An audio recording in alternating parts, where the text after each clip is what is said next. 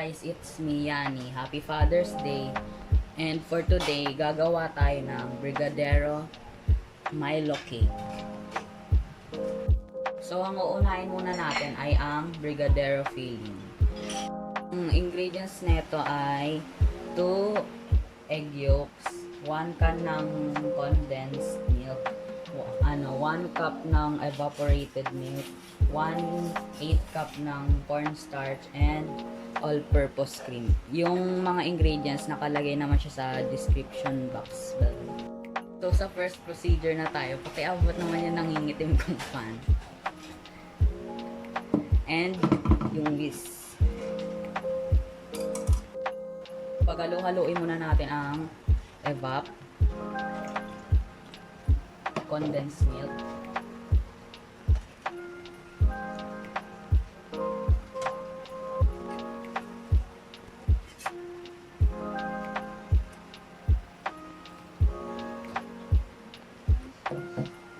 yung egg yolks,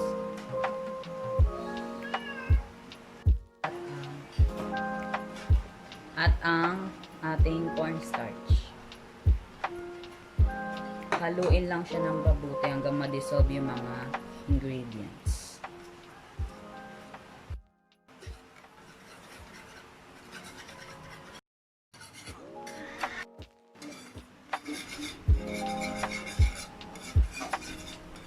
Lalagay na natin siya sa stove at doon natin siya haluin hanggang maging thick.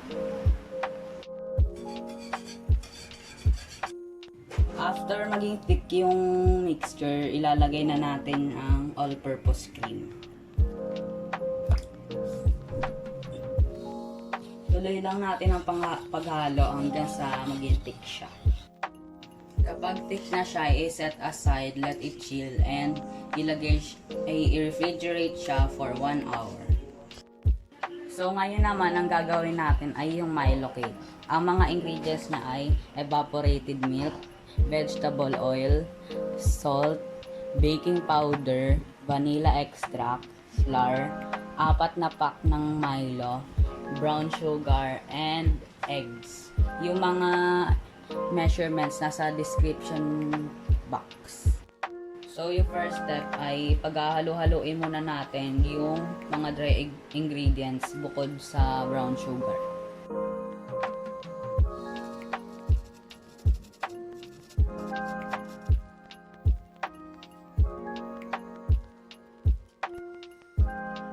Next is ihalo natin yung brown sugar.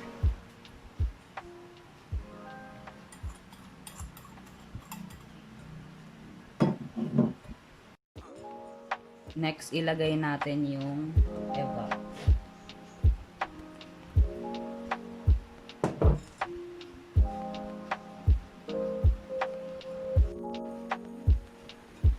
Then next, ilagay na natin yung mga itlog.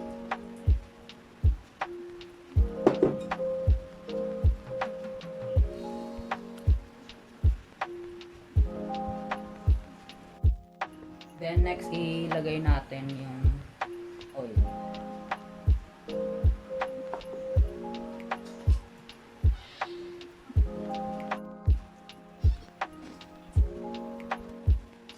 Then lastly, ihalo na natin yung vanilla extract.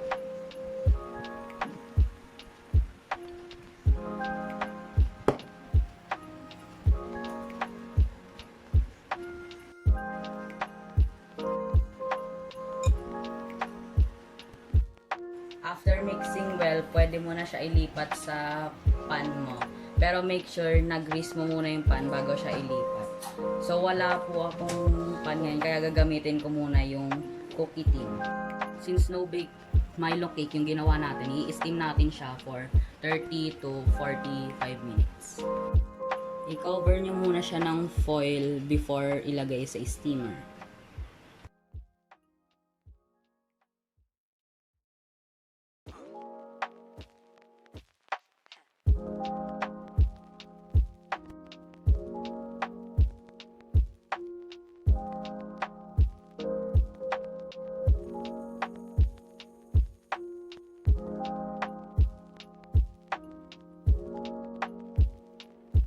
So, eto na po siya after niya maluto. So, tinanggal ko na siya sa tin can at nilipat ko siya dito sa plato. Ito yung Brigadeiro kanina na chill na siya sa refrigerator.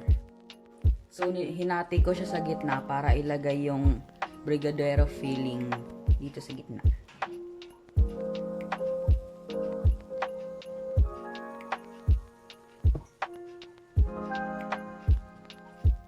After natin siya malagyan ng generous amount of filling, ipapatong na natin yung top part.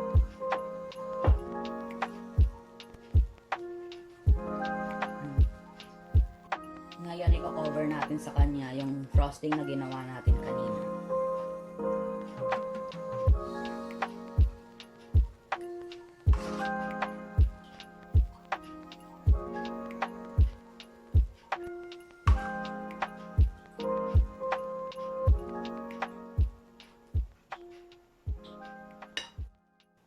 As toppings, pwede mo siya lagyan ng chocolate bits, pero sa akin, lalagyan ko siya ng Milo powder.